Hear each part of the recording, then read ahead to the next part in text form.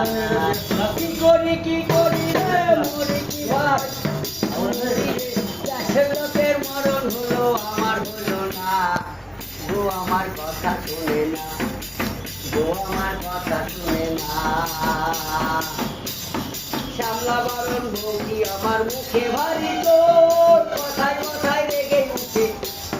কাঁপে যে তার ঠোঁট শ্যামলা বারণ ভৌকি আমার